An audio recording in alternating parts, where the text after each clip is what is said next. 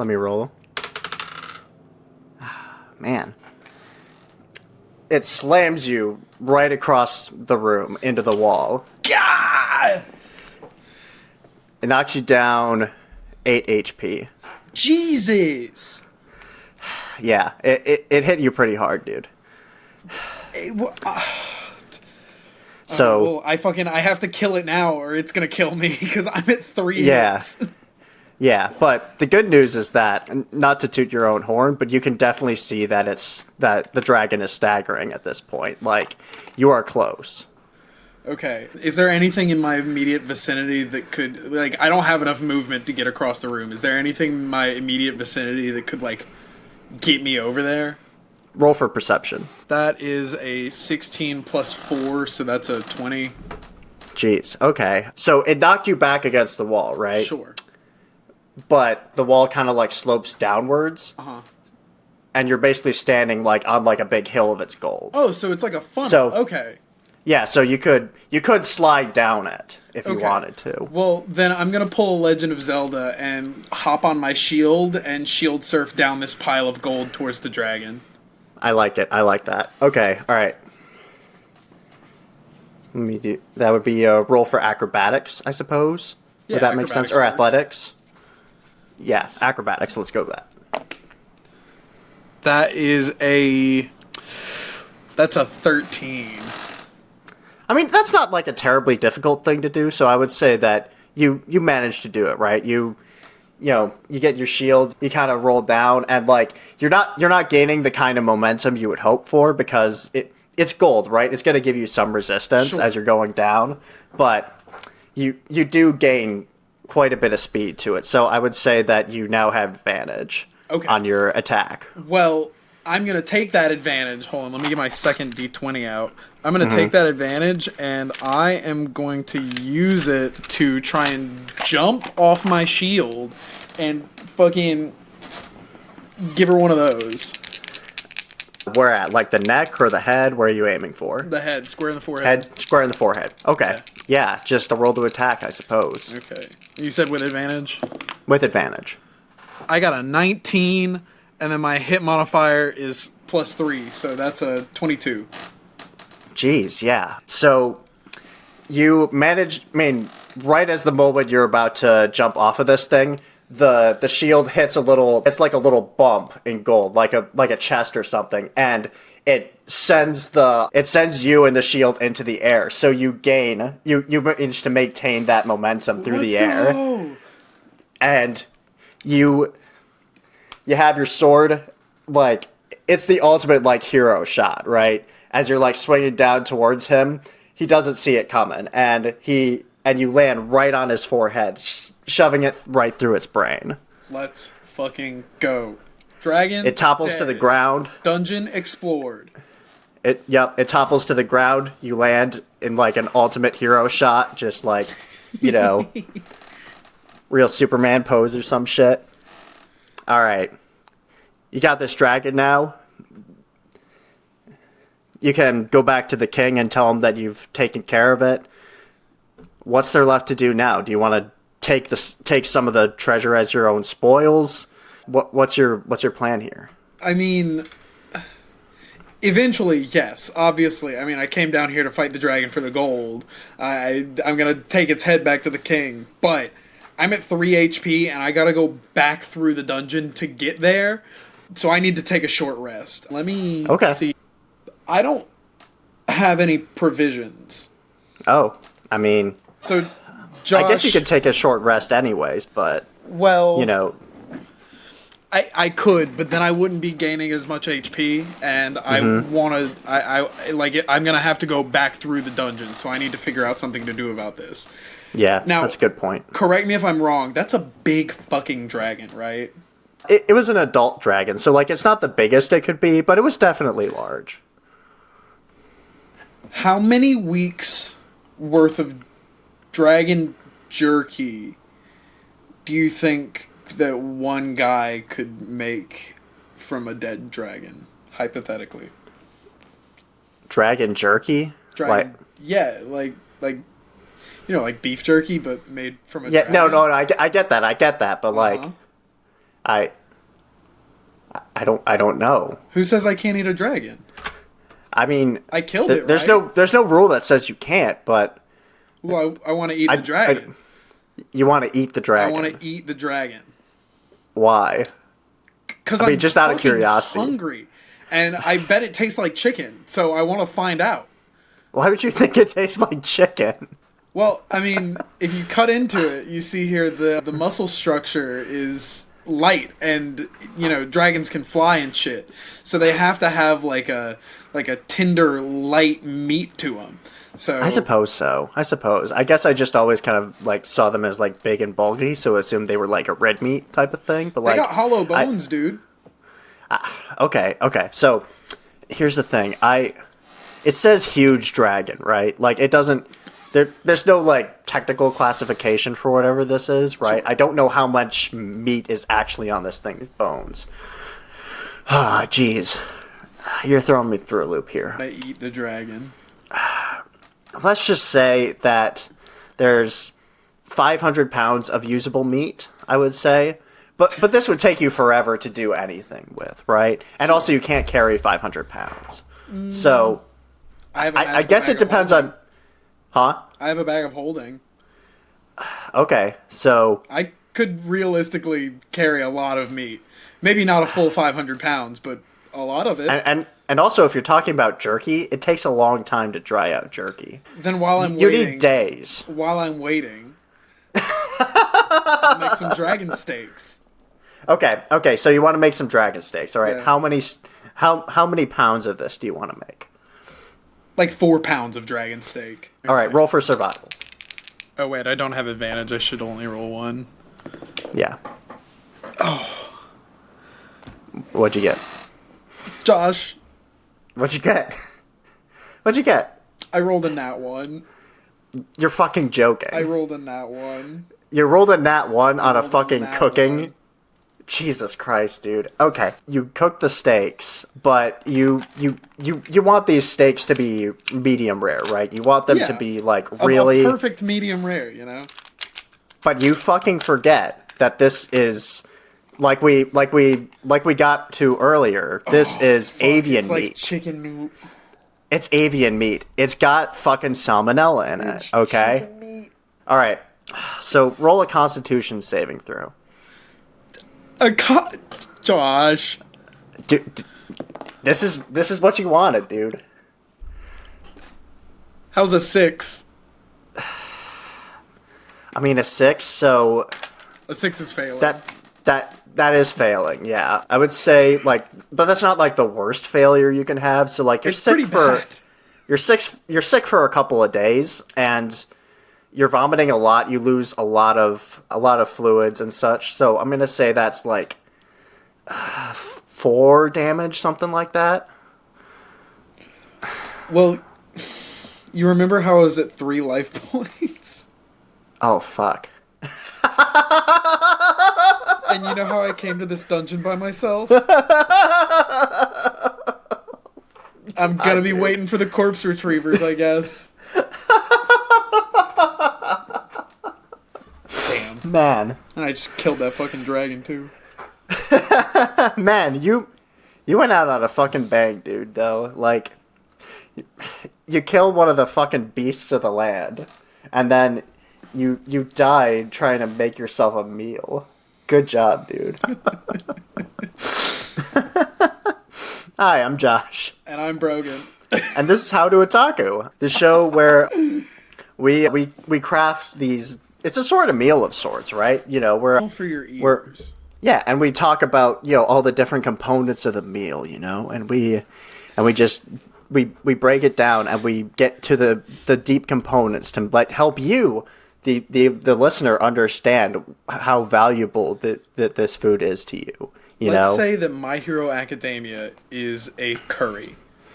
Yeah. We're gonna tell you where the rice comes from. Mm-hmm. Exactly. Except that's a bad metaphor, and we're never watching My Hero, so...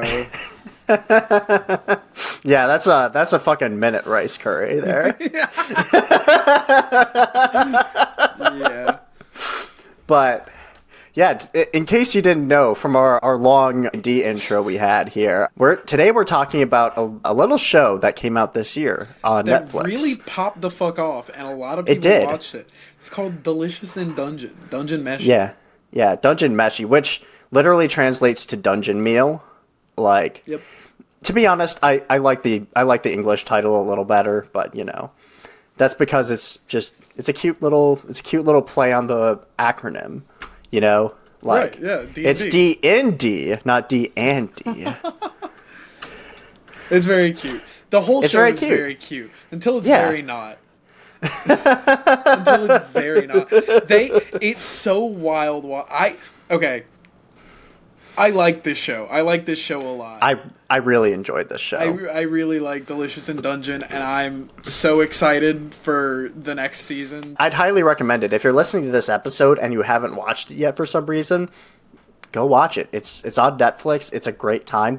The dub is fantastic. The dub is fantastic. We'll get into that, but like, yeah, it's just a very accessible and fun show, right? Like, I feel like, honestly, this is a really great, like, if you have a friend who is like a nerd about other things but hasn't gotten into anime yet, this is a great starter show for them. Definitely. Because it plays off a lot of the expected tropes of like fantasy and Dungeons and Dragons in particular, you know, like it's got all that kind of influence. It does have very heavy like Western fantasy influence. So it is it like they dive right into it, and for a few episodes, I'm not going to lie, I was kind of confused like how seriously I was meant to take the setting, if that makes sense. Like when they started talking about getting revived left and right, I was like, yeah. Is this literally just Dungeons and Dragons? But then they get into that later where it's like, no, the magic of the dungeon. This is actually a fantasy world. The magic of the dungeon is what lets you be revived. But you're only able to be revived inside the dungeon. They put rules on shit, like they make it clear as it goes on. But for like a couple of episodes, I was like, are we watching some kids play Dungeons and Dragons? What's going on here? But no, it's so sincerely goofy, but at the same time has an actual touching story to like pull you through it. I fucking love Trigger. I don't know if I've said that before. I love Trigger. I have seen a few different Trigger things. I saw Promare. I've seen a little bit of Kill la Kill. I think they did a couple of shorts for Star Wars Visions. They did. And most recently... And all of it is great. Most recently, their like biggest success before this was Cyberpunk Edge Runners. Yes. Which I still have not seen, which may seem crazy. But I hear phenomenal things about that show. I also hear that it really puts a hole in your heart, which is why I haven't watched it yet. Because I don't know if I can handle Trigger doing that to me right now.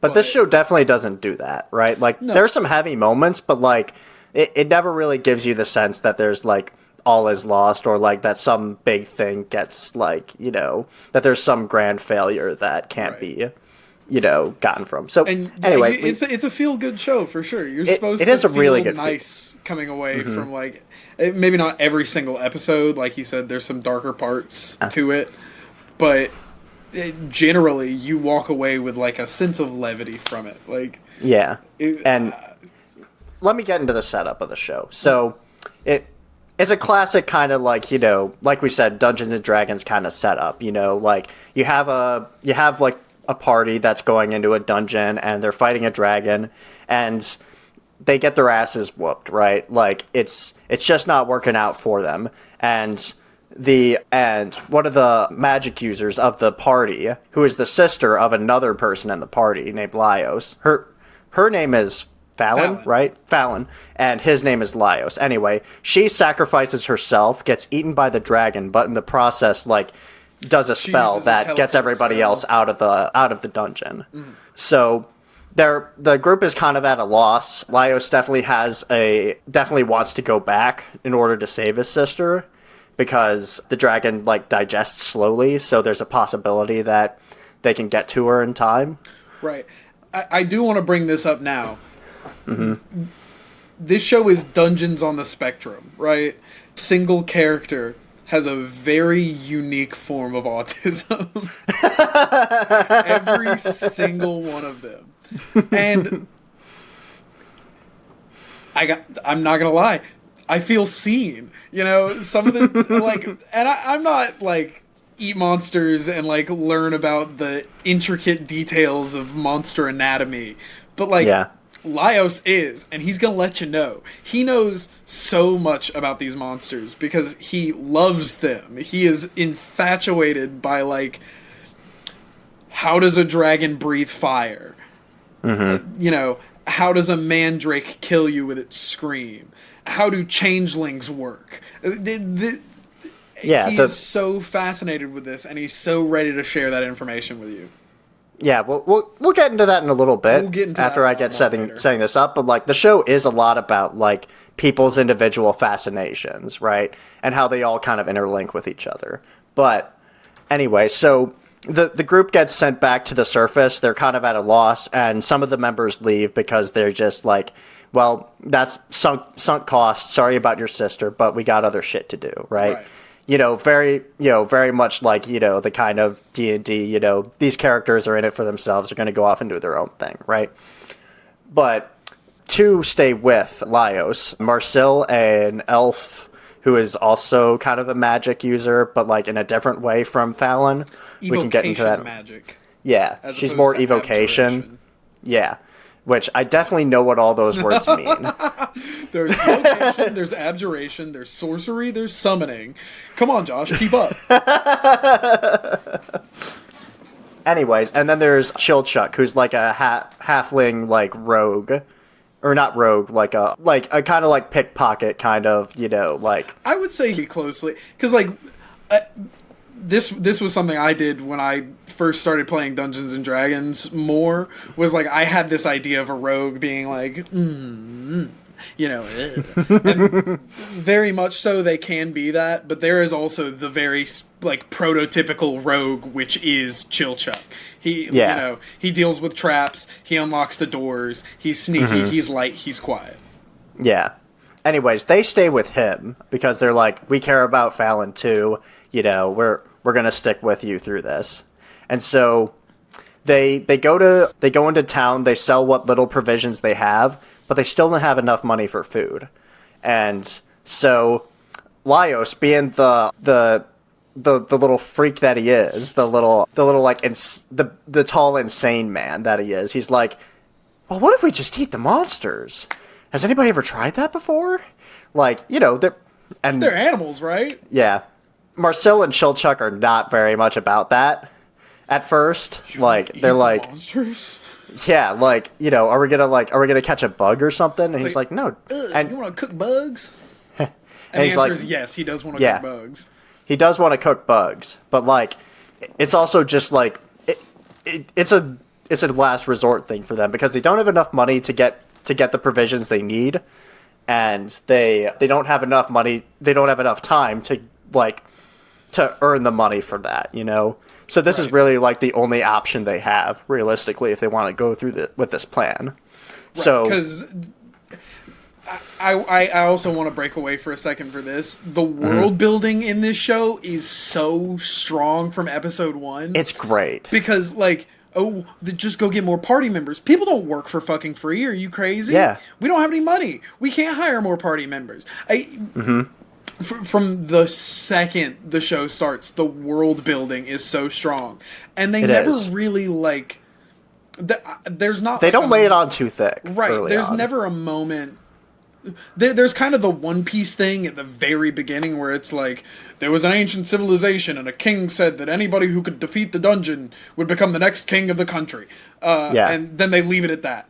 But like everything that you learn about the world at large, like the world inside the dungeon and even shit about the world outside the dungeon, you just learn from people having normal fucking conversations. Nobody really sits. There are a few scenes of exposition where people, like characters, are telling you about themselves, but I don't really remember ever having somebody sit down and lecture me about what the fuck was going on. Yeah, and even then, it always feels motivated by the plot or like by some like something that like the character needs to explain on some cathartic level, you know, Right. like it's like it always feels important in the moment, whatever they're saying. Right. It feels And important they- to the plot or to like the relationship between the characters at large. Yeah, and they dole out the information like pretty in like little small pieces at a time whenever it's relevant. So like you feel like you're learning about this world as you get into it in a very natural way. But like it also starts from the base of like, you know, the kind of fantasy thing that you expect, you know. So like it's not starting from ground zero, right? But like it gives you the kind of what's the word I'm looking for? It's giving you the cliche of the world first, and then it slowly explains to you the greater nuances as it becomes relevant. And Right. that's really great world building. It plays with that cliche enough that it like justifies having those elements of world building like spread throughout it. It like when you see the halfling and the tall man and the elf, that's Tolkien, baby. I know Yeah. where we are. I know what we're doing. But there's enough intricate, like, what is living armor? How does living armor work? Everybody thinks it's magic. It's mollusks. Oh, man, I fucking love this shit. This show is great. It's absolutely like it's one of those things where like it does that thing that a lot of like my favorite fantasy does, or like a lot of like my favorite things in genre fiction do, which is like it takes a setting that you're very familiar with and then like asks the deeper questions about it that you never thought about and then has answers for them. And in Right. this show, per the title, it's mostly about food. Right? My favorite example of this from this show is mimics. I've never really thought about a mimic too hard, you know. Yeah. And that's kind of the point. They're mimics. They replace everyday objects and then they get you. But this show asks the question, what does a mimic eat when it can't find a traveler? And what is like a mimic's predator? And in this case, we are introduced very early on to treasure bugs, which are insects that mimic treasure, so that they can, overrun travelers who are a little too greedy. But another aspect of that, part of their life cycle, is that they are parasitic to mimics. They will find mimics that are, set up as a chest looking for travelers to come by, and they will live inside the mimic chest and eat the mimic from the inside. So that's how treasure chests in dungeons always have treasure in them. Yeah.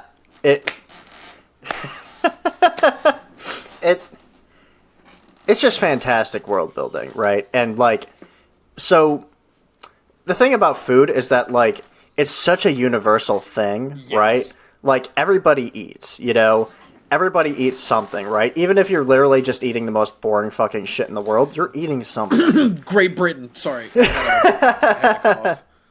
And like for the vast majority of people, like the food that they eat is also kind of an expression of themselves in some way. Like it's an expression of their culture and of their taste and, how they think of themselves, how they think about the world, right? Like, Right.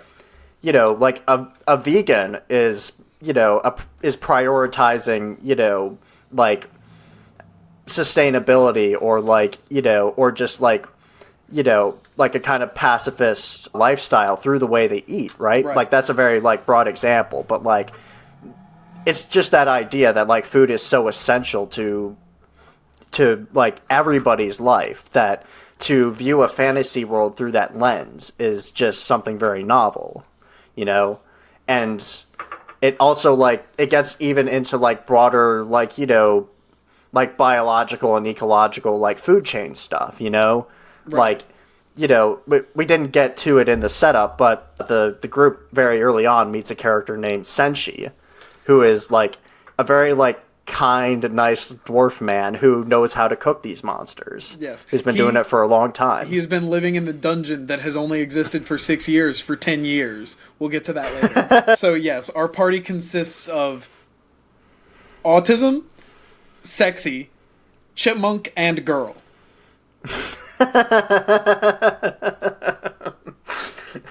I thought I thought Yeah, you were you thought saying sexy Marcella was girl. sexy, You but thought sexy yeah. was girl. Sexy is I thought, sexy's ooh. especially in episode 25, man. Oh my god. No, not 25, 23. Well, when they do the changeling shit. Yeah, when they do the changeling shit Not- and everybody turns into like a different race and Okay, Bath Sinchi and Wendigo Sinchi, because I can't remember what the thing was that pretended to be them. do you? that was those were the shapeshifters. Yeah. Laios was so like he saw Sinchi as the, whoever wrote this show. I'm a moron and a heathen for not having looked this up before doing the podcast about this show. Ryoko Kui. Ryoko Kui. Excellent manga, Ryoko. Thank you. Yeah. Sinchi's good. Sinchi's real good. He has to take care of the youngins. Yeah, he has like that very like that kind of like stern but sensitive dad energy, you know? And he like immediately takes to this party because all of them are a lot younger than him. He is also a psychopath, and I'm not gonna lie to you, there is literally no reason whatsoever he should still be with the party after like episode 5, after he pulls the shit in the trap room with Chilchuck. I think he likes them. I think he just wants to be around them. I know he does. He definitely does. And you see that by where we are right now. I was going to say the end of the show, but we're not at the end yet. Just what we've seen. That to be true, he really does care about these people, and he wants to take care of them, and he wants to show them everything that he's learned. Like the dungeon and its food chain and everything as well. Right. He has that big broad perspective about it because he's been in there so long that I don't know it again. It's the autism thing where like it's fascinating to see other people being like so fascinated and so so excited about something specific. Exactly, but it is wild to me to think that Chilchuck, Marcel, or Laios would say, oh my god, he almost fucking killed all of us 17 times right now, and he's being an absolute dickhead to, like, our guy. They kind of make up by the end, but that is an episode of pure psychopathy right there. So, they're all a little off. Yeah, they are. Laios wants to eat monsters.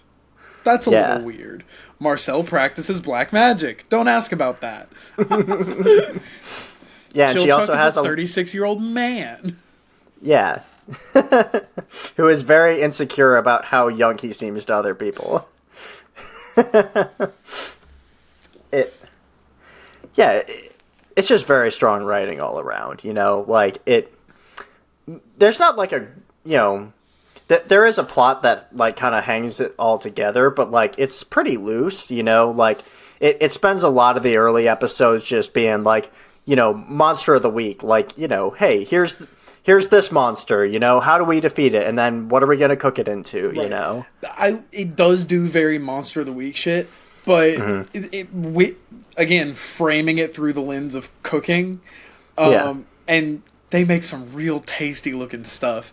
It just like it's a show about breaking molds, the all the stuff that they do with the setting of a like, Western fantasy, they break even more of the traditional shonen rules in the sense that, like, I guess they're not breaking the rules because at the end of the day, good guy thinks of smart way to defeat bad guy. But then they cook him. And they make such delicious looking food.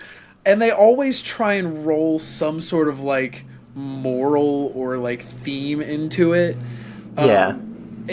Either through way of, like, developing the plot or just, like, teaching the characters a lesson about themselves or other people. And, like, you see a lot of learning and a lot of, like, real, genuine discussions between these people about, like,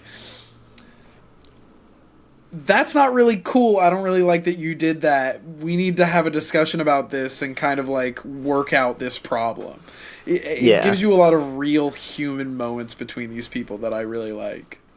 Yeah, like there's an episode. So every episode is pretty distinctly broken up into two parts, right? And I think that's because like every single episode is an adaptation of two chapters from the manga, and each one seemed to be like pretty self-contained on its own, right? So you're often getting like these like, you know, it's 11 minutes of like one plot, and then it kind of segues into 11 minutes of a different plot, you know.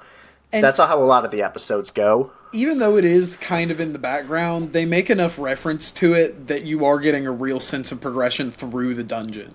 Like, they'll talk about, like, we're lower on this floor, or, like, we're getting into this floor, or, like, these floors are different than before.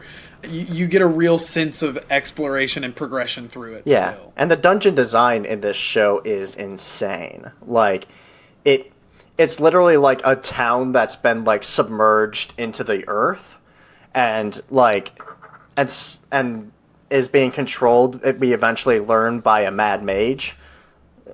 So like the first floor is like, you know, like the tower of a grand castle on top of a hill or something, right?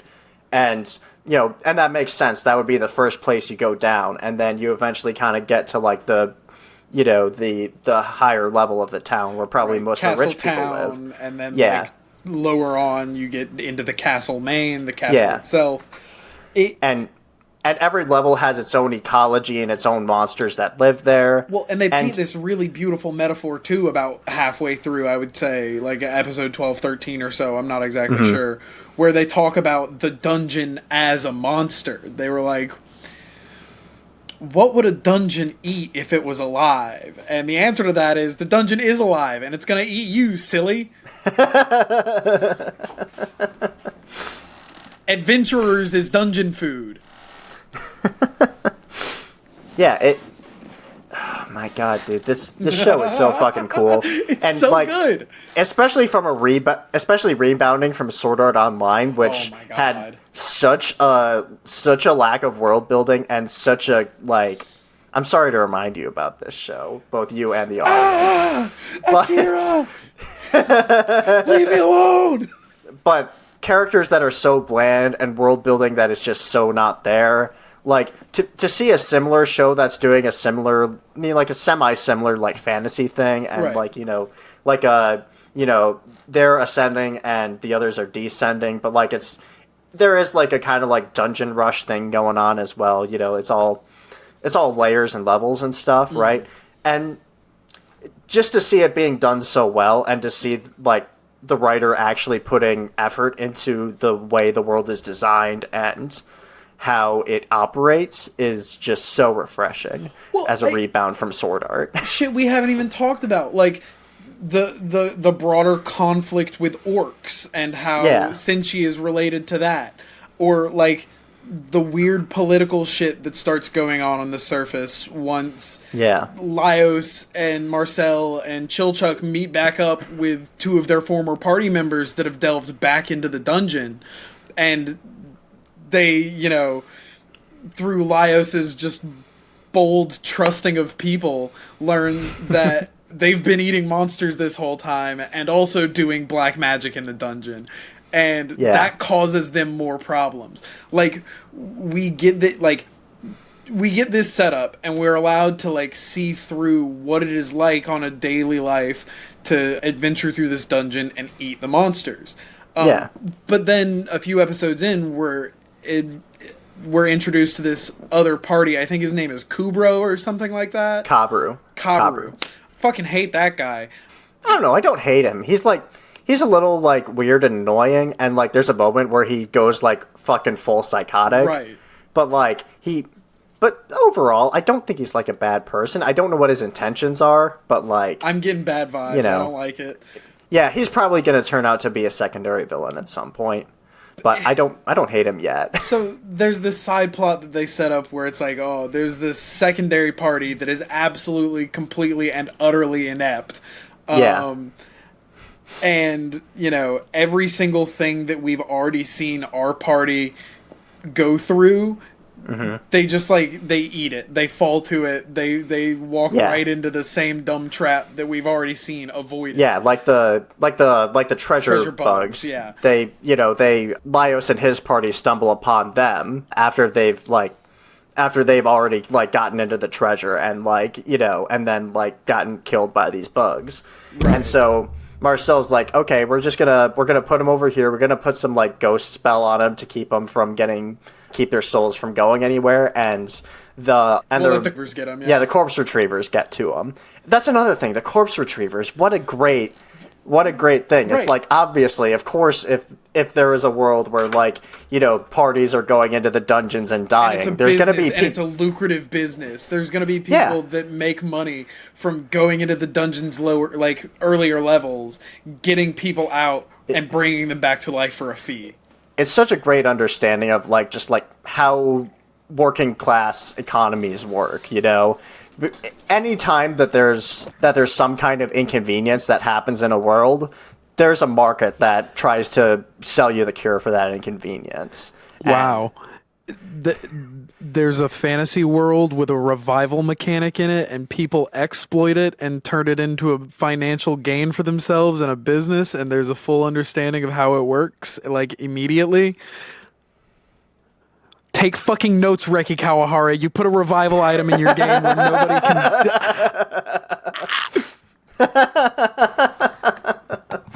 I actually think that's a problem with the game designer, actually, because he built the video game.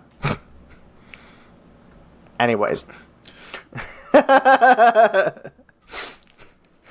love how nerds who love that show can just be like, well, the game was badly designed and therefore, you know, it's not a problem with the show itself. You know, the game, it was a badly designed game on purpose. You asked the question yourself. You said, how's one man supposed to make a game like that? The answer is he can't. It's bad. Shut up. Anyways, so Kabru's group is completely incompetent, but because they think that Laios and his group stole all the treasure that they got, because they don't remember getting attacked by bugs, they think that they stole all the treasure when they actually just, like, killed all the fucking bugs. Right, and this happens 2 or 3 times, but we eventually get to a point with them where they kind of piece it together and figure it out. Yeah. But also, all of a sudden, become completely capable of handling themselves, even though we're, like, 4 floors lower than the last time we saw them. I don't know what happened there. Well, so... one of the things, I mean, there is a little bit of dialogue Kabru has when he has that kind of like psychotic break and like starts fucking killing all those corpse retrievers, you know. And to be fair, they were trying to exploit him, so it wasn't completely out of the blue. But like his eyes change. He does like the fucking like, you know, the L from Death Note thing where like his eyes are just like the camera comes from like fucking Kubrick stare shit. He Anyways, literal Kubrick stare. Fucking Griffith does it. Fucking Light Yagami. Fucking yeah, but when that happens, he has a line of dialogue that's like, you know, monsters are hard to predict, but all humanoids are the same. They all fight the same ways. So you kind of get the sense that, like, this guy has a history of killing people. Right. Specifically. He becomes... And that's why their group is not very good in the dungeon, but against these people, he can take them in a heartbeat. Right. When you get lower onto the lower floors and creatures start becoming... I mean, I guess the mid-level floors, when creatures start becoming, you know, skeletons and zombies and whatnot... because beyond that, you start getting into, like, weird plants and, like, hippogriffs and dragons and shit. So they somehow fail their way downwards, though. And for this chunk of floors where things are shaped like people, he's fucking shit up. Which kind of presents him as, like, a weird foil to Laios, because Laios is very obviously not great at dealing with people. But he knows everything there is to know about monsters, and anything he doesn't know about a monster, he is capable of understanding through observation and, like, inference based on prior knowledge, you know? Yeah. Like, he he's able to piece together from specific clues that like the living armor are not like they're not like magically being controlled by somebody. They're like colonies of mollusks that are all like hiding in the layers of the armor and are like, you know, swinging each other around like muscles in order to keep themselves protected, right? Right. Like it's he has that sense of intuition that makes him an interesting character to like see the ecology of this world through that lens, you know? Right. And then when Senshi starts cooking them together, it's like, oh my god, I'm like this is 2 minutes of, you know, of like sped up binging with Babish, you know, footage. but they animated it and it looks fucking fantastic. Every dish like glistens in just the right way to make you be like, man, I wish I could eat that. And the little flute music they play while they're cooking. The da, Oh, da, yeah. da, da, da, da, da. And then when they finally they get the dish on the plate and it goes "Ba, ba, ba, ba." It makes such an event out of every meal. And I think part of the reason I love that particular aspect of it so much is that's so Monster Hunter coded to me. Is like Monster Hunter is very similar to Delicious in Dungeons in a lot of ways, and I'm gonna take about 3 minutes to talk about this, so buckle up. Go ahead. We paid for the subscription, so we have all the time in the world to talk. Yes, let's go. Monster Hunter has always been this very immaculately built, very dense, very detailed world that you get about 3 inches of a keyhole to peer into. And that is through the lens of a hunter who is a fringe freak on the edge of society that throws their life into building the biggest swords they can and fighting even bigger monsters with them. And they have a very specific culture that is very heavily based around like friends and food. So a lot of what you do in preparation, especially in the newer games where like a lot of the preparation has kind of been baked down and like made player friendly, you used to have to do all kinds of shit that you just don't have to do very much of anymore, if any. Mm-hmm. But still to this day, they make a big like show and dance of getting all your friends together at the table and eating a nice, filling, delicious-looking meal before you go fight this fucking monster. And there are so many aspects of Delicious in Dungeon that just play into the same kind of, like, you need to be nourished. You need to eat good food. You need to be around people you care. Exactly. There's such a strong underlying theme of that really plays with me. I really enjoy shit that thinks about that. Yeah, like food in particular, I think is like it's such a primal thing for us, right? Like we need it, but also like it's an art form. I talked about this earlier, but like, you know, it's all these different things to different people. It's a social aspect, it's a cultural aspect, it's, you know, it's a primal necessity, but also like we want to make an event out of it and make it special, right? Like it's all these different things, and it's just like a great window into the world, you know? Like it is the one thing that everyone has to engage with in some way, shape, or form. Like there are people I know that, as crazy as it is to me, don't enjoy listening to music just in general. They don't like, they think, what can I do to fill my time? And it's anything but music, or it's anything, and they just aren't listening to music. They'll wash the dishes without listening to music. But everyone eats. Everyone has preferences with food. Everyone has little recipes that their mom taught them, or like little snacks they like to make. Everyone has this shit. And you can learn so much about people, where they came from, who they are. There's so much learning and teaching that you can do just through food. Yeah, it's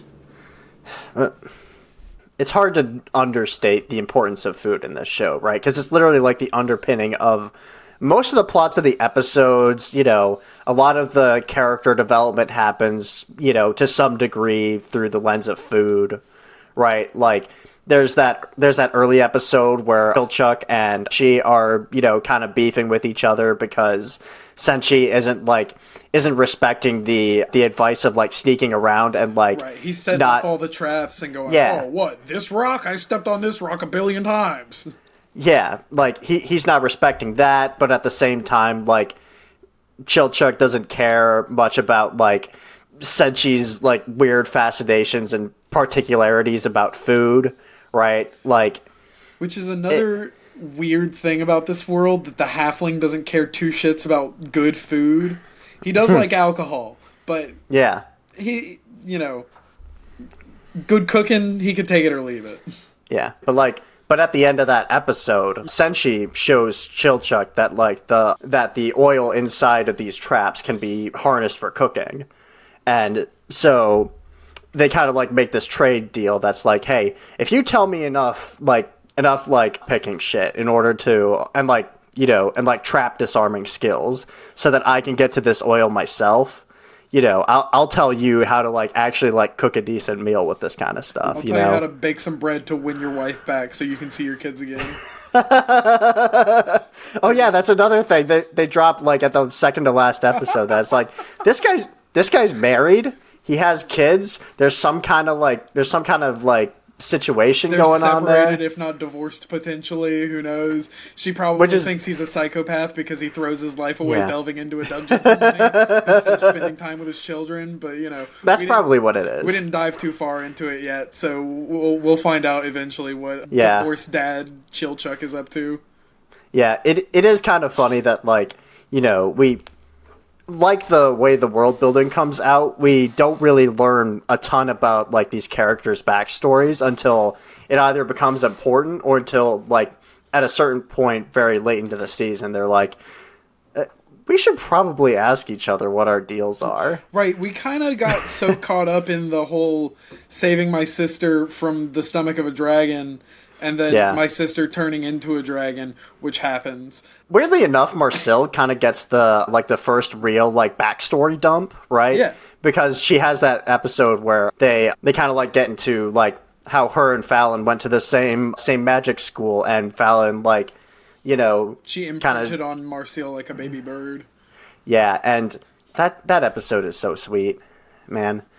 And then they have their Yuri moment later, and it's bathtub scene. Let's go. Bathtub scene. Big W. Unironically, a couple days ago, I just saw like Yuri fan art of them, and I was like, "Fuck yeah!"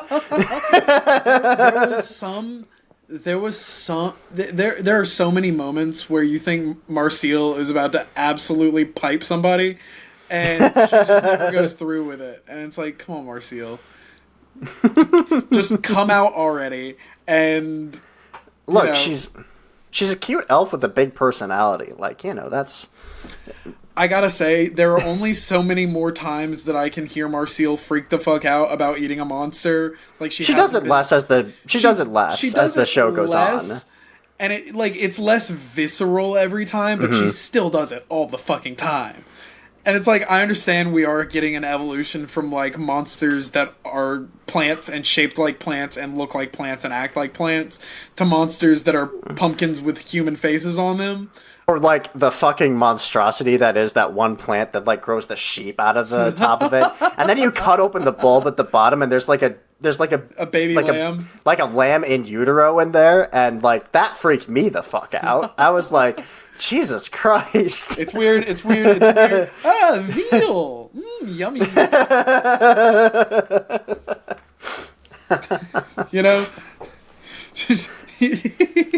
and then it tastes like fish apparently, which is like, that's the other weird thing is like every single time they like eat a dish and like they describe how it tastes, it's always something different than you would expect, right? Like it's like, oh, you would think that this Kelpie would taste like a horse, but no, it tastes like a crab, something like that, Right. And then there were a couple of times that actually made me kind of disappointed because every time I saw it, I was like, lobster? They did it with like the scorpion, and the scorpion really looked like lobster meat or like crab meat or something, and it supposedly did not taste like lobster or crab. And then they did it again later with like an actual fucking big ass lobster, and it just they said it tasted like chicken or something. I was like, look, I know you said Come on. that the fried rice you made 2 days ago was supposed to be crab fried rice, but I want the lobster to taste like a lobster because it looks like a big lobster, and I can't think of anything, you know. It would be cute if they did it like once or twice, Big but like lobster. But, like, no, it's like every single dish tastes different than you would expect. And I'm like, man. Which is like, I don't hate. Let me get into the fantasy of imagining what this thing tastes and sometimes like. they do really play into that where it's like, okay, the cockatrice tastes like chicken. Okay, yeah. That's fair. Of course it's a big fucking chicken. Well, actually, technically, by the lore of the show, a cockatrice is a big snake with a chicken for a tail. The snake is the head. I don't know. I don't know what else to say. They said that the snake is the head. This show is so good. The show is so good and so funny. Like, so many good jokes in it. There's the scene where Fallon is a dragon and like everybody's here. All the parties that we've been introduced to, the party that the other dwarf that they were partied with, starts with an M. I can't remember her name off the top of my head. Namiri? Namari. Namari's party and Kabru. No, not Kabru. Kabru's there, but there's also the Japanese samurai family. Shuro. Yeah, so everybody's here, and they're having this big showdown with Fallon, who is now a dragon as a result of A dragon. She's like a big like fucking chicken monster or something. like a hippogriff almost, but a chimera they call her. Girl up here, dragon down there. Yeah, something like that. As a result of Marcial's black magic uses to try and revive her, because when they found her in the dragon, she was all bones. There was no we strayed away from the plot, but the plot is pretty loose in this show. The plot is pretty loose in this show until it starts kicking with the red dragon shit, and those episodes are crazy. We're assuming that you watch the show. We've discussed this every single episode. We're just assuming you've watched the show. So they have this big standoff, and everyone's shit gets fucked. Surprise! It's a dragon. Yep. And it's so brutal, and like, you know, like half of the people die, and you forget that they can be revived. But like, I saw it, I was like, oh my god! But then like, the next episode, the beginning of the next episode, everybody's like, okay, how many revival spells do you have loaded? I think they had one, so pick them up first. Yeah. Which, like, again, world building. Chaining revives. Of course you would. Exactly. How do we maximize the amount of magic we can do? You know, like little like number picking there. You know, like again, just like really great. Like, you know, you would do this in a D&D campaign, so we're gonna do that. We're gonna like have the characters do it. Right. Exactly. You know? It's like in Lord of the Rings. You know, Gandalf can cast a revive spell, motherfucker. They never bring it up. He never does it. Yeah. Nobody else ever does it. Like, you know, but like,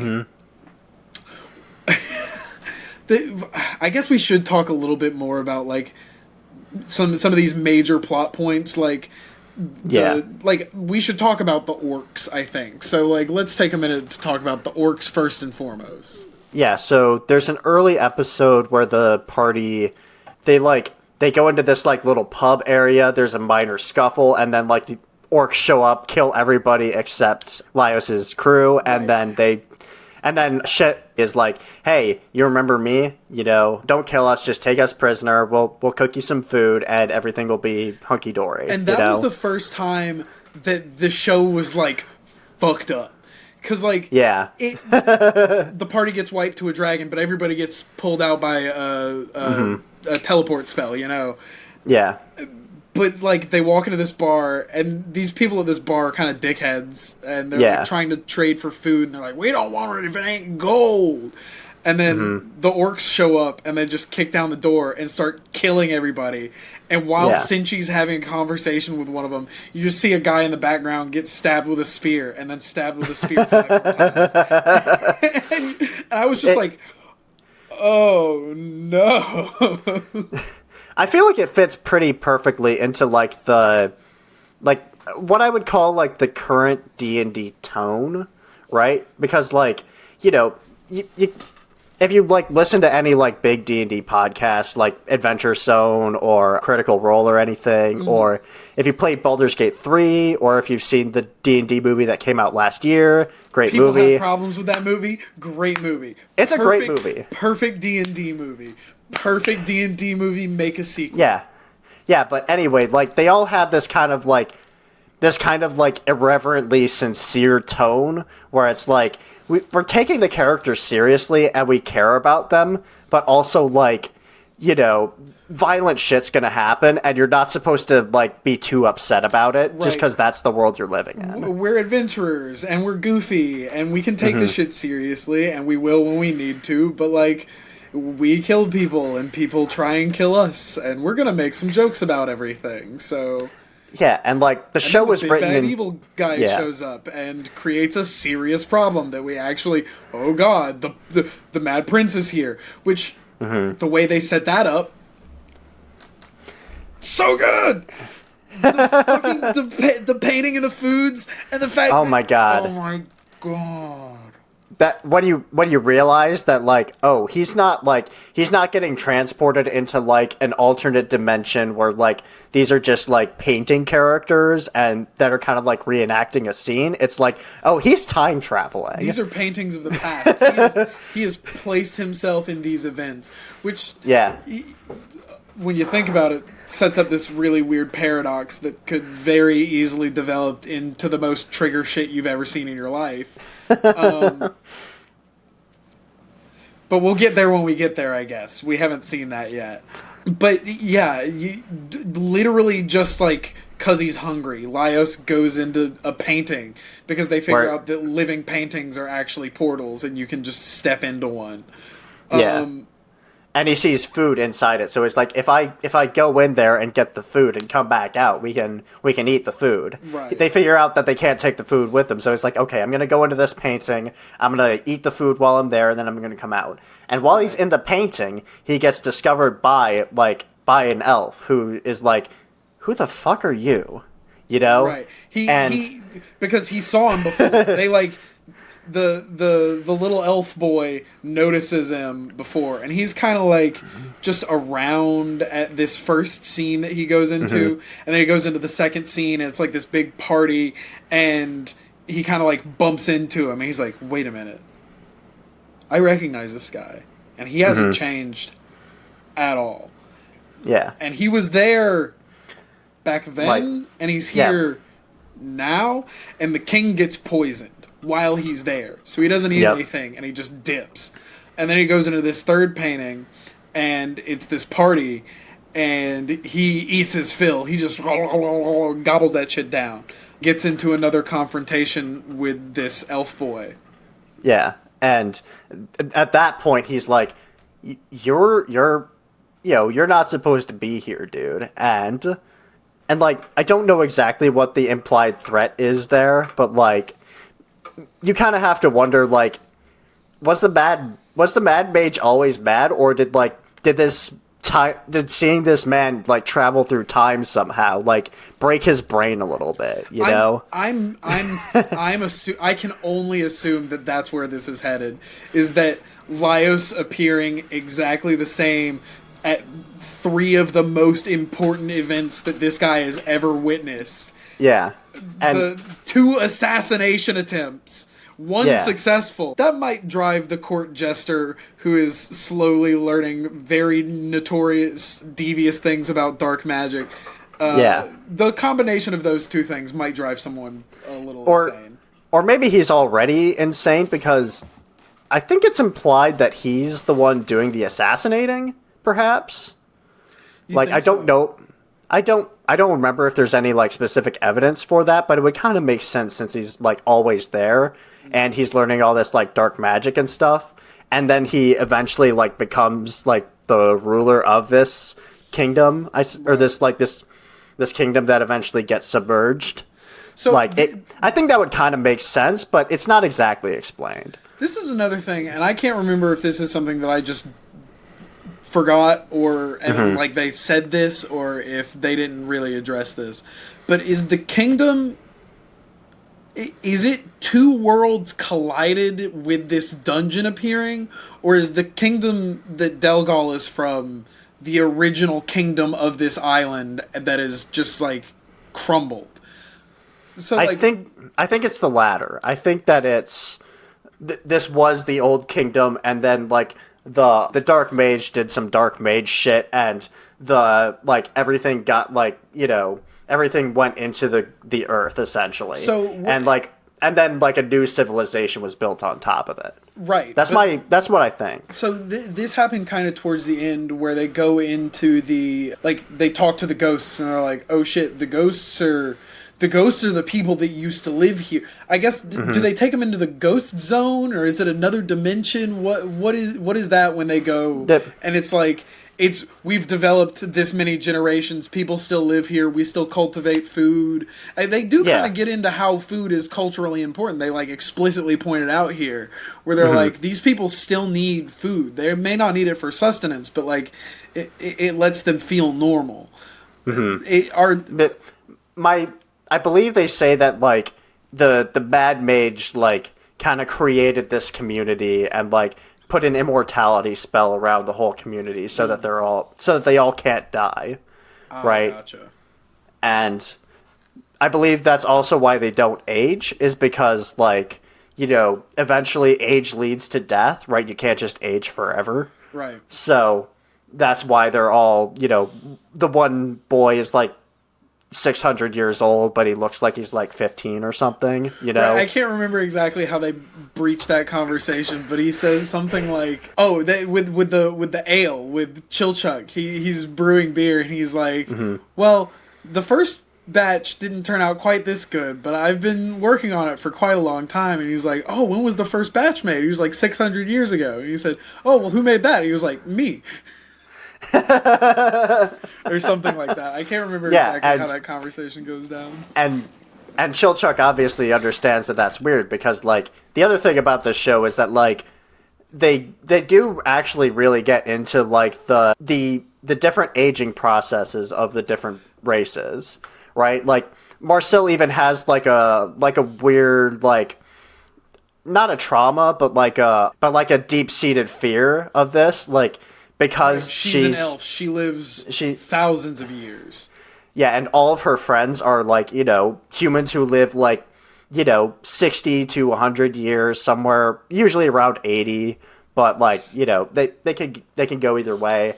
And then like halflings even less so, right? Like, Chilchuck's probably at the halfway point of his life right now, So all of that is like a point of like, oh my god, my friends are going to die someday, and then I just have to keep going, And like that's a really strong salient theme that like more heady works that are dealing with like actual immortality deal with, but like not really something you ever get in like these fantasy shows that are like, oh, the elf's gonna live 600 years, isn't that cool, It's kind of implied in Lord of the Rings, because like, the elves kind of have this disconnect from them that's like simultaneously like an oh, we're so wise and we've lived so many years, but it's also like we don't want to form any connections because they're they're all gonna die. Elves look at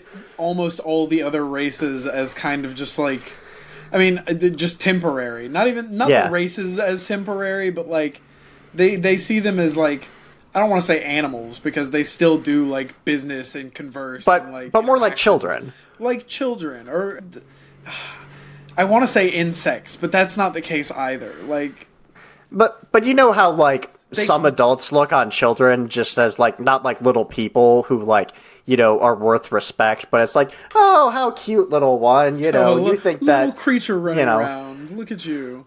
You know how old people are. They just like they disrespect children and like don't take their opinions and experiences seriously. Right. That's kind of how like elves think about them. Don't ask an 86-year-old woman what a Brazilian nut used to be called. And and in Lord of the Rings, there's the Arwen and Aragorn subplot where, like, you know, she's going to way outlive him, and, like, she's like, Right. do I actually want to get in, like, a relationship with this guy? I love him, and pretty much always have since we've known each other, but, like, can I watch this man that I love grow old and die, and then move on with my life after that? You know? And that kind of...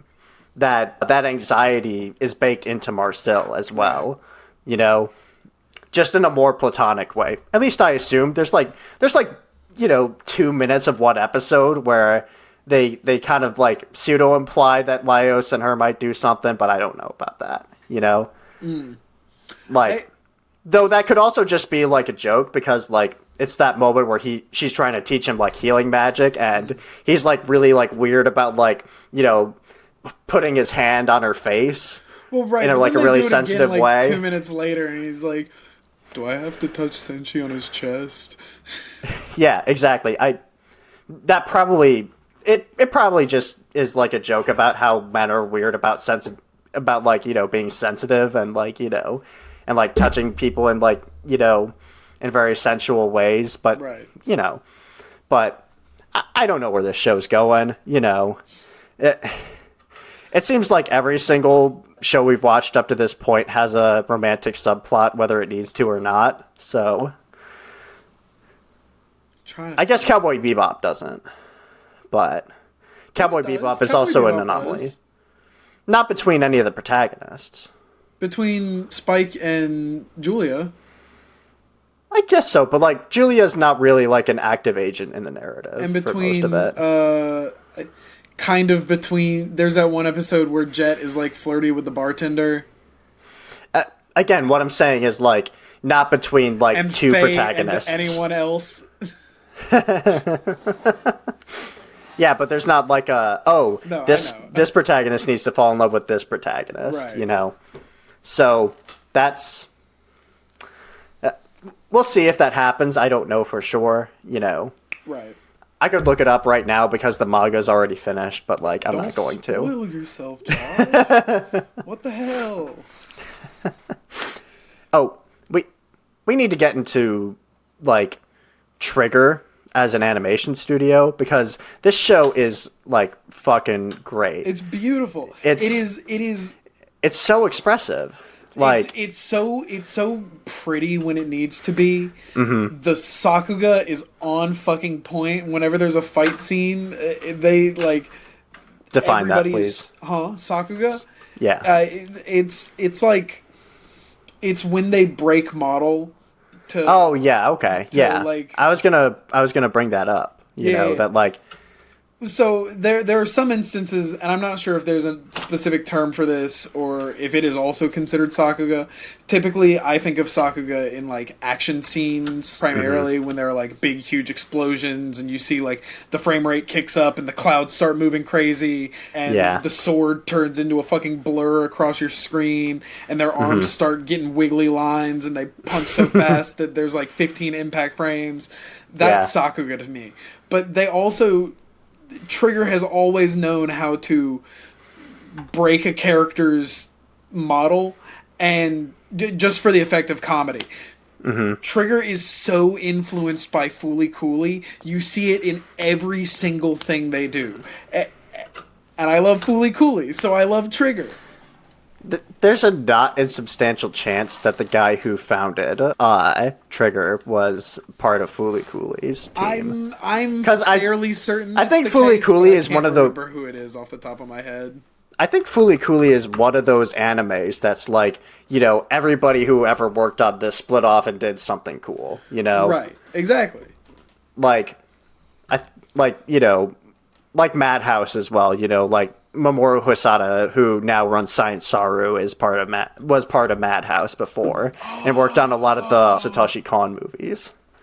So damn, it's all connected. The Madhouse guy that made Satoshi Kon movies is the dude who made the Scott Pilgrim anime. Let's go. Yeah, it's the dude who runs the studio who made the Scott Pilgrim anime. Man, we need to do a Science Saru show at some point because their shit is great too. But yeah, Trigger, fucking great studio. They are great and cool, and I love them. Promare, Kill a Kill, Yeah, like we said and earlier, Cyberpunk Edge Runners. and they know how to make a show that's like that's sexy but not in a leering way, you know? There's They many do now. They do now. Yeah, I guess Kill a Kill was kind of different, though that's also trying to do something subversive. We'll get to Kill a Kill someday. We will watch Kill a Kill someday. But, you know, but in these newer projects that they do, like, they just know how to, like, Senshi is allowed to, like, you know, be shirtless and, like, you know, laying on the bed in, like, a really cute pose or whatever. And, like, you know. God, when Senshi had his feet kicked up. And for the people who are really into that body type, you know, it's great for them, you know? And, like, everybody's given a little chance to have something that's sexy for them. I want to mention this. I feel like this show is like, it is not like people will complain about shows that are inclusive as an agenda, you know? Yeah. And it's like, you could say that anything has an agenda. I have an agenda to normalize human beings as human beings and not try and pinhole people. You know, so like I will say things that have a wide variety of represented characters is good. I like when things do that. And they not only do we have all these different fantasy races, also I love what they did with kobolds. Kobolds should have always been dogs. Kobolds were dogs in the first place. Let's fucking go dog kobolds. But like there's a character with vitiligo in one of these episodes. We've kind of been joking about it, but it is very heavily implied that Laios is actually, if not, I wouldn't say severely, but mildly autistic. He has a lot of trouble. He's somewhere on the spectrum. He has a lot of trouble with people. They have a whole episode in general. They have a whole episode where like everybody, where the shapeshifters turn into everybody else, and like they have to, and Laios has to be the one to figure out, like, okay, who is who, you know, because they're all crafted from like somebody else's perception of that person, right? You know, and so he's like, okay, like, how would the actual Senshi behave in this situation? You know, I'm going to have you guys all cook something, and I'm going to, like, micro-study you and see what you would do. And, like, and by the end of it, he kind of, like, he's at the point where he's like, I just have to guess. And then he figures his way into the right answer. Yeah, and he figures out that there's a monster over there, and he just needs to go over there and kill the monster, and then the shapeshifters will all disappear. Like, and he never has to actually be like, okay, like, you know, he never has to answer the question, Laios, you know, why do you think Senshi's so hot?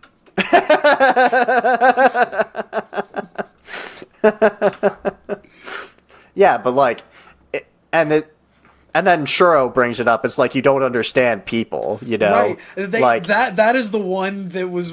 I almost started crying when they were fighting because, like, I feel like I've had that conversation with people where it's like, look, man, I'm not trying to rub you the wrong way. I'm really just trying to like.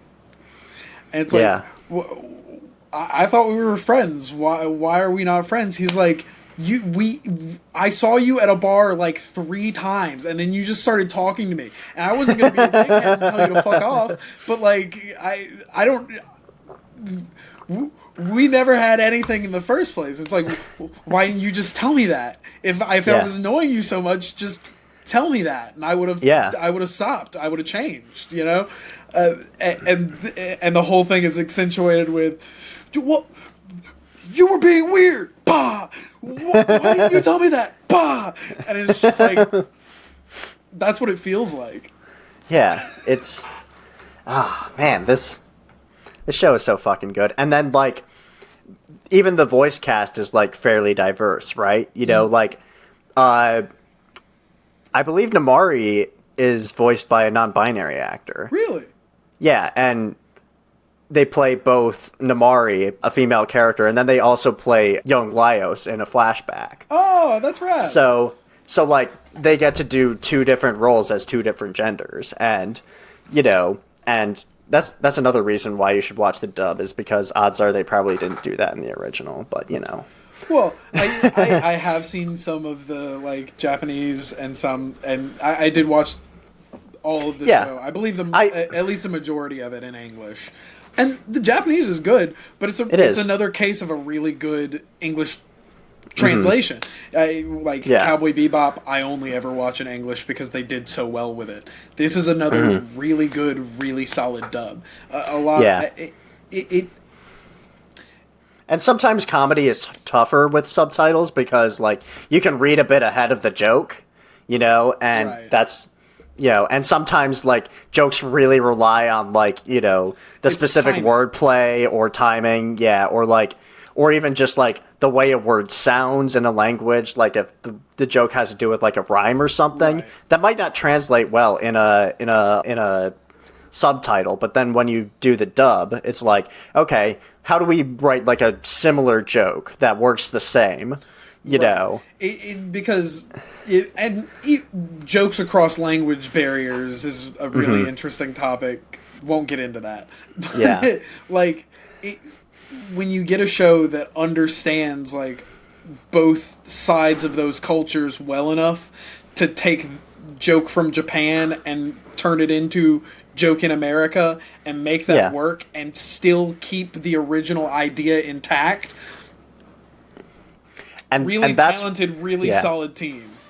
And that's why the fucking idiot on Twitter who is like AI should do localizations should shut the fuck up. I mean, because he doesn't know what the fuck he's talking about. You can replace the second half of that sentence with literally anything, and I would probably agree with you. That idiot on Twitter who said AI should do blank should shut the fuck up. But, yeah, that was a weird tweet, you know, and everybody cooked his ass. Good. But, Ratio L... I like this show. The show is really good. And we didn't even get to, like, you said we needed to talk more about the plot. I think we do. So, like, they eventually defeat the Red Dragon, you know, big action sequence. Laios, like, gets his leg bitten off and has to, like, have it get reattached. It's, you know, this show goes hardcore sometimes. They find and kill the dragon. They cut open. Gets fucked up. They cut it open and find the particular piece of intestinal tract that his sister is in, and they get her out, and she like I said, it's just a skeleton. She's bones. She's all bones. Yeah. But they spend like half an episode trying to figure out which one of these bones is a Fallon bone and which one of these bones is a dog bone. And it's you like sit with it for so long, and you're like, oh my god. Yeah. And it's like a darkly humorous thing because it's like, you know, he's trying to save his sister and he cares so much about this, but also like they're just doing like dog anatomy and they're trying to explain like this is why this bone right here is part of the human bone, is like part of the human hand and not like part of the dog's toe. But it's know? Just so deeply unsettling still because they're all just trying to like reassure themselves that we can still fix this, we can still make this work. Don't think about it. Think about dog bones. Don't think about it. Think about dog bones. We can still make this work. And then Marcel does some black magic that like turns takes I guess the meat of the dead dragon and like reforms it into Fallon. Yes. And they initially believe that this worked without a flaw, right? You know, she's back from the dead, everything's cool, everything's fine. They eat a nice tasty dragon meat meal. Yeah, it's nice. And then, whoops, the Mad Mage comes over, kidnaps Fallon again, rocks the rest of the party's shit, and sends them, like, off onto another level. And then, when the Mad Mage takes Fallon, he turns her into that chimera we were talking about earlier. And then when the party sees her again in that form, they're like, did we do that? Was that part of something we did? Right, you know? They don't know. They don't know that the Mad Mage like intentionally did that. Mm-hmm. So that that ultimately lays the seeds for Shuro, who is against black magic in principle, and then sees the after effects of it on Fallon, who he is in love with. Yeah. He came back to try and save her so that he could propose to her. Mm-hmm. But like after he sees that effect on her, he's like, I gotta take this up with the king, dude. This is like, dark magic's illegal, dude. Like I'm sorry. Laios, like, I never liked you to begin with, but I also know you're not really a bad guy. But like, this is bigger than us now. I gotta tell the king. So he and Kabru's gangs all go back up to the surface and inform the king. And there's like some politics there where like, where the elves are trying to get involved, and when they all learn that the Mad Mage is there doing some chimera shit, they're like, okay, we're sending the elves down with you guys. It's time to get involved. World government stepping in. Hello? Those immortal people that live forever and have the rest of the entire world by the balls? We're here, and we're interested in this problem. Hello? It's never a good thing to hear. Yeah, and they're clearly after this kingdom because it's like, again, whoever kills the Mad Mage controls the kingdom, right? That's essentially the stakes of the show. And so, and that's another symptom of Kabru's incompetence, is that he's like, I'm gonna walk into this room, I'm gonna tell the king that some serious shit is going down, and that we need to focus on that and not on whatever the elves want. But for some reason, he just fucking says it in front of the elves, and now the elves are like, oh, well, we'll just take care of that. And he's like, fuck, I didn't think about that. Can you say that again louder and into my microphone? The cop was like, what the fuck is a microphone? And the elf is like, don't worry about it. Man.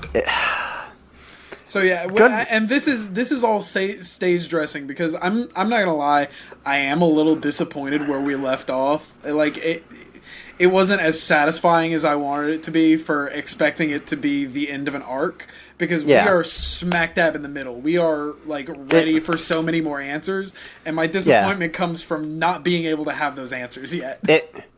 It's a little bit weird structurally, because like, first of all, they introduce a fifth party member like 5 episodes before the show, before the season ends. And she's a very aggressive character. Is it Sumi? I believe. Yes.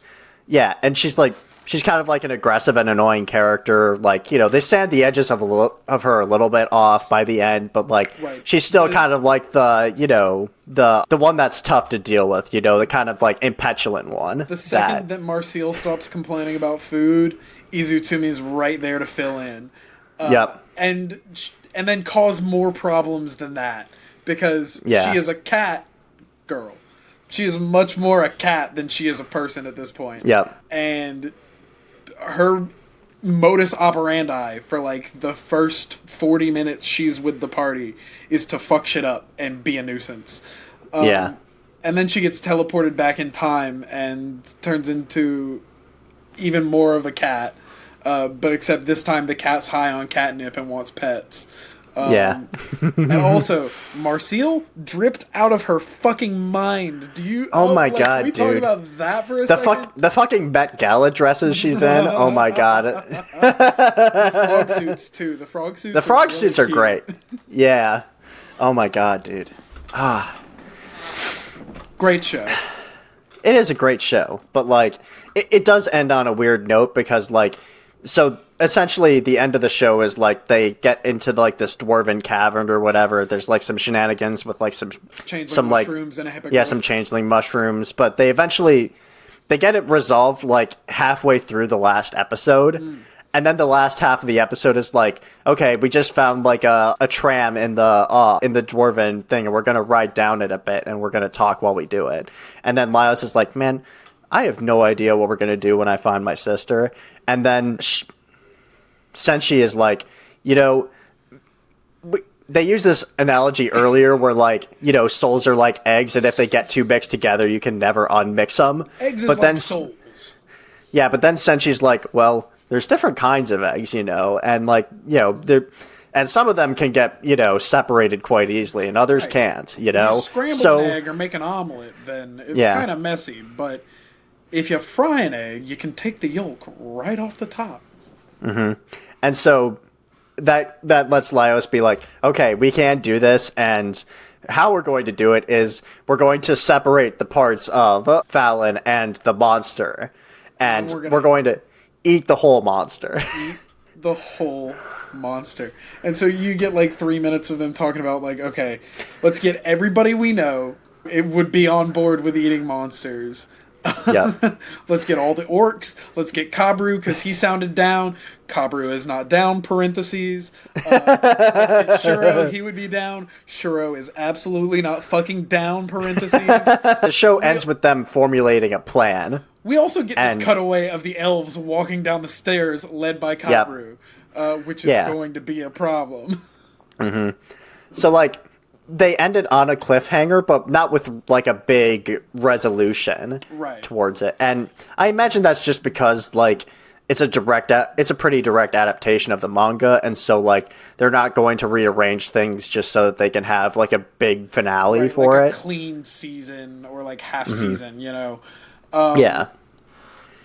Because I'm not sure what the circumstances of this manga were upon being written. I'm not sure where it was published specifically. Because generally you'll have like shonen manga in Shonen Jump. They will pretty generally cleanly line their shit up so that it can be broken into seasons of TV. If for no other reason... It was... Go ahead. Yeah. It was published in Harda magazine. Okay. Seinen. Yeah. But... But their scheduling could be, and I say that kind of broadly, but like, if you know what's going on with Jujutsu Kaisen currently, there's no fucking way they're going to be able to turn that shit into a season of television.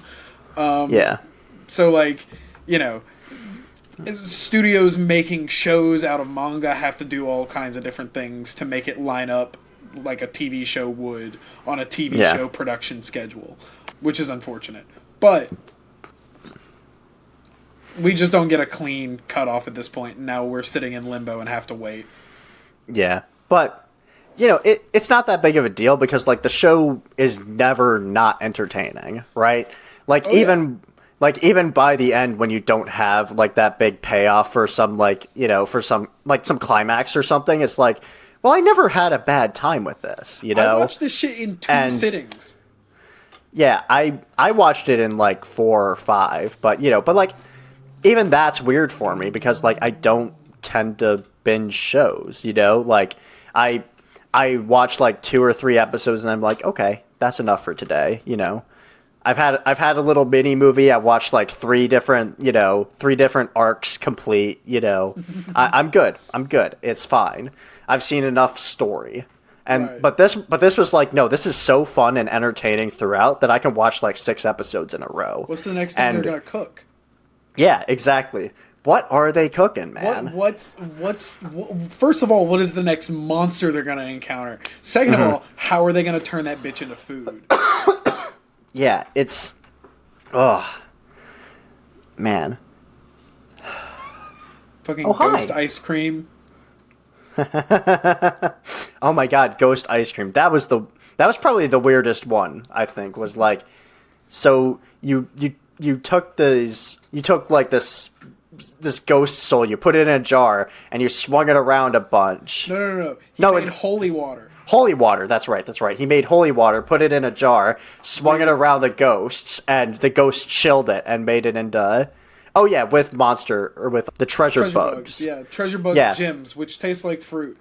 And he swung it into the ghosts, which are cold, and we know this because it chills down your spines and makes your breath cold. So... when you kill ghosts with holy water that you make with fruit-flavored bugs, you get a delicious fruit sorbet. Yeah. There's so much shit in this show we didn't talk about, but like... It would be... We're at almost 2 hours now, and we've barely scratched the surface. It's such a good show. It's so dense. Like, there are so many little bits and pieces that you just like. I love. I could talk about this show for hours. It's damn near a perfect show in my opinion, right? So far, great. Like, I mean, there's like occasional hiccups here and there, like, like the little, like the lack of an emotional resolution and some like, like the tone shifts can be a little harsh sometimes, especially when it comes to like that climax in the middle where it's like, oh, so we're going from, cooking monsters, haha, fun, to, oh no, this is a dragon, we gotta kill it, and now we're using black magic to revive this woman. We have to separate my sister's bones from dog bones. Yeah, they do it as well as they can, but it's still pretty jarring,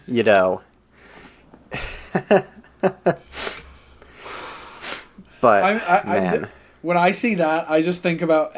when I see that and a to be continued screen, I just think about, like... It's only getting worse from here. No, it has to get better. It has to.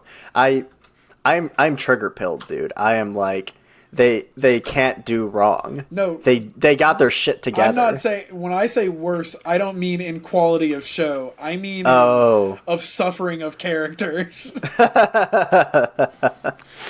Yeah, because they still don't have anybody in their party who can do like normal revival spells, right? Right. So if either cat intrusion. Yeah, yep. There's a cat intrusion. She's a little sweetie.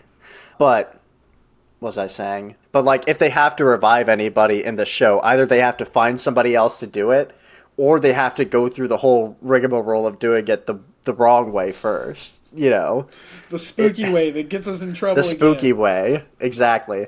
Though, if you're already going to prison for the rest of your life for it, can it get worse? You can go to prison for 2 lifetimes. I'm pretty sure they have some sort of magic that can make you... Yeah, you die and they immediately revive you. It's like, oh, fuck. You die of old age and then they pull your body into a dungeon and revive you and they're like, okay, buddy. Did you ever... Second life sentence. Did you ever see that article that was like, we can make a little chip that goes into somebody's brain and makes them feel like they've suffered for 600 years in 10 minutes? Yeah. The you can use the Elon Musk chip to make somebody feel like they've been in hell for centuries in the span of 10 minutes.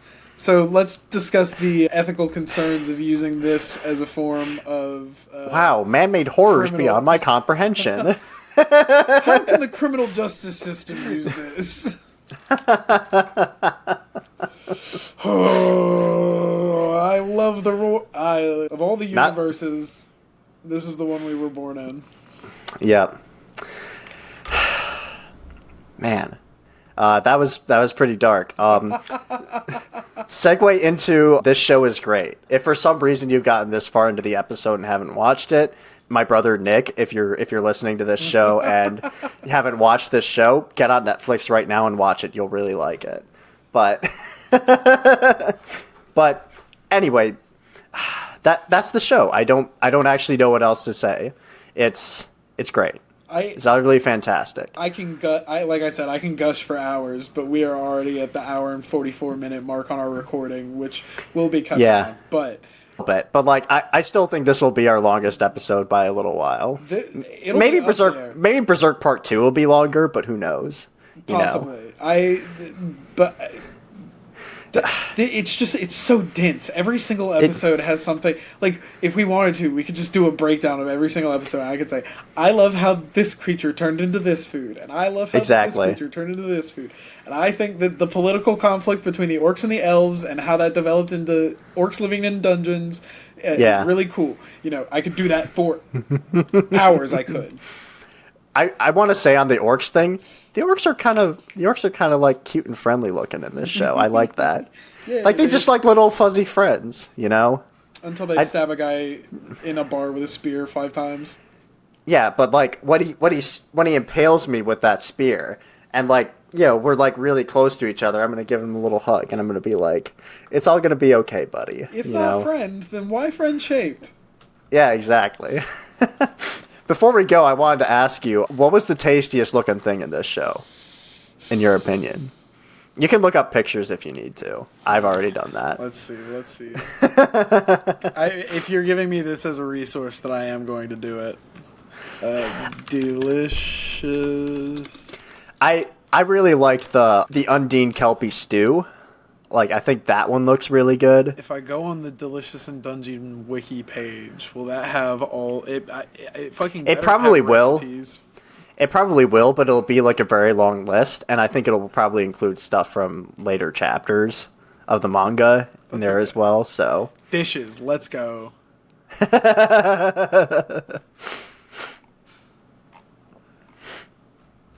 I'm on thegamer.com. They have a few on here that look pretty good. The Scorpion Hot Pot could be good if I was like in the mood for something like seafoody, I think. Right. You know, but I think in general, like, yeah, that stew looks pretty good. The parasite skewers that has a parasite inside it that Laios has to deal with for a whole episode. Laios gets food poisoning from. Yeah. I mean, obviously I wouldn't want the parasite part of it, but like, you know, I wouldn't want the little parasite that's still alive, but the outer parasite that's still that's been cooked and is big and like looks like a fucking teriyaki skewer. That sounds great. I'm a big quiche guy, so I loved the man-eating plant tart. Oh yeah. The red dragon meal also looked crazy. I want to eat the fucking One Piece Luffy meat stick, you know? Hang on, let me look this up. Stereotypical anime, like, meat with a big bone through it, like Flintstones ass looking shit. Let me look this up. Oh yeah. This does look great. Though I'm not sure what's up with these sauceless pizzas here. You know what I'm looking at? Cheese is under the sauce. As it should be. Yeah, I couldn't tell you, but the fucking table is made out of a steak, dude. So like, oh, I didn't even notice that. Holy shit. How did I not notice that? Oh my god, man, don't watch this show hungry. You will suffer. Do not, and I repeat, do not make the mistake I did. Do not watch this show under the influence of marijuana. Do not.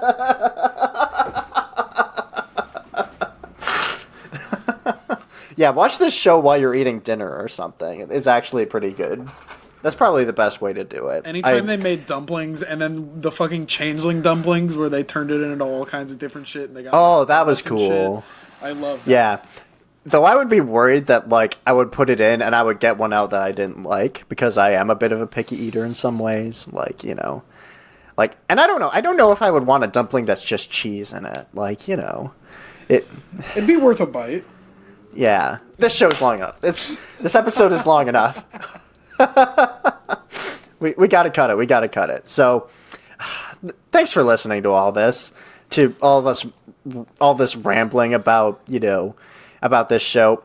I guess it's fair that this episode is pretty long because we also covered like a whole season of a show as opposed to like 12 episodes. Right. But next week, we're doing it again. We're covering another 24 episodes. This time, JoJo's Bizarre Adventure Stardust Crusaders. We're covering the first 24 episodes of that arc. Yes. So the last one was like, you know, each arc is like 10 to 15 episodes, you know, very digestible, you know. We could cover it in an hour. You know, this is like big boy, you know. Yeah, the entire JoJo goes big. The entirety of part 3 is like over 40 episodes. If not, it's just shy. I want to say it's like maybe 36, 38. It's 48 episodes. 48. So, okay, so it's almost 50. So we're literally doing half the season. Yeah. But yeah, that one's going to be big. I don't think I could do all of part 4 in 2 weeks. Yeah. Sorry, part 3 in 2 weeks. Part 3. Yeah. It's season 2, but it's part 3. Try to keep up. Bing. Hey everyone, Josh from the future here. Due to circumstances in me and Brogan's life, including the both of us moving, that's why you see if you're watching the video, why I'm in like a, you know, in a not very, you know, decorated environment. That's because, you know, I just moved. And So we just haven't had the time to really keep up with the shows at the pace that we would like to, and record and edit these episodes on time. That's why this episode is out late, and also why we're going to have to push back JoJo's Bizarre Adventure Stardust Crusaders Part 1 to August 12th rather than August 5th. It's our belief that by the time we get to Summer Wars on August 19th, which is the next episode after that we should be able to make that deadline, especially because that's a 2-hour movie. We can sit through it in the afternoon and then be able to talk about it, as opposed to these shows, which take more time to watch. But we will let you guys know if that's not the case. But for right now, JoJo's Bizarre Adventure Stardust Crusaders is now on August 12th rather than August 5th. Just letting everybody know that. Back to Past Me and Brogan. Bing! And then on August 19th, we're doing something a little summery for the end of the summer, Literally a film called Summer Wars. Summer Wars. Directed by, who is it? Was it Mamoru Hosoda or was it somebody else? I'm trying to remember what it is. I think it's Mamoru Hosoda. It's very Digimon influenced, if not like straight up the same people. I'm pretty sure. It is. Yeah, it's Mamoru Hosoda, produced by Madhouse. I'm going to tell you guys right now, unlike JoJo's Bizarre Adventure, which you can catch on Netflix, this isn't anywhere in America. So, put on your adventuring goggles, put your dwarven goggles on and go into the deep caves, We didn't even talk about the maybe cannibalism subplot. Oh my god. Oh yeah, about Senchi's trauma. Yeah, Senchi's trauma. Oh my god, dude. That was crazy. And the moment when he eats the soup and he recognizes the flavor and he bursts into tears. That is such a moment. I like to taste this soup again. Yeah, and not only to know that that this trauma isn't worse than it had to be, but also reliving that memory of and being sent back to that time with these people that he cared about. Having to tell the story to his friends that he is still, trying to get to know. Having to explain to them why for the first time he failed them, why for the first time he ran away from something instead of into it. Oh my god. That was a fucking good episode. Anyways, Summer Wars, you're going to have to find your way around there. Nudge, wink, wink. Yeah, we're going to find some legal way to do it, definitely. Definitely. Yeah, we're definitely not promoting piracy on this show. I live in the United States and, in some way, shape, or form, on this computer that has no disk drive, mind you, I will find a way to... I can't tell if you heard that, but since this is a podcast, I was just winking. I'm going to legally find a way to watch this movie. Yeah, but that's on August 19th, and then September 2nd, we're doing Stardust Crusaders Part 2, the rest of that season. All right, that's our schedule for the next few weeks. If you want to help get the word out about this show, you can rate and review us on whatever you're listening right now, and Spotify has a new feature where you can leave comments. So if you have anything about this show, either How to Otaku or Delicious in Dungeon that you want to talk about, just leave a comment on this episode. It's down below if you're listening on Spotify or YouTube. Yeah. I don't want to spoil anything, so Josh, you can blur this name. You can put a little beep, a censor or some shit over it, or take me saying George Clooney and replace whoever's name I say. But I almost want to try and see if we can get George Clooney to come on for the Summer War episode. I'll text him. I'll shoot him a text too. I want to see if we can get him on and do another crossover with George Clooney and do that for the next episode. So no spoilers. You guys don't get to know who I just said. Yeah, not Donald Trump. Not Donald Trump. But we might have a guest for the Summer War episode. We might. We'll see about it. And if you want to spread the word about us to your friends, you can share our handle on all social medias, basically. Instagram, Facebook, TikTok and Twitter at How to Otaku. You know, if you have any questions about the schedule, it's on our website. That's linked in the description. If you want to engage with us or any other fans of the show, you can go to our Discord, which is also in the description.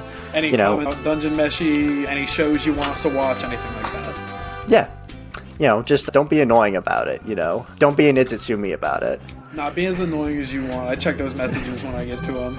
I don't get notifications. All right. Maybe I don't get notifications because we don't get any. All right. Anything else you want to plug? That's it? All right. Thanks, everybody, for listening, and y'all take care. See you later, Space Cowboy.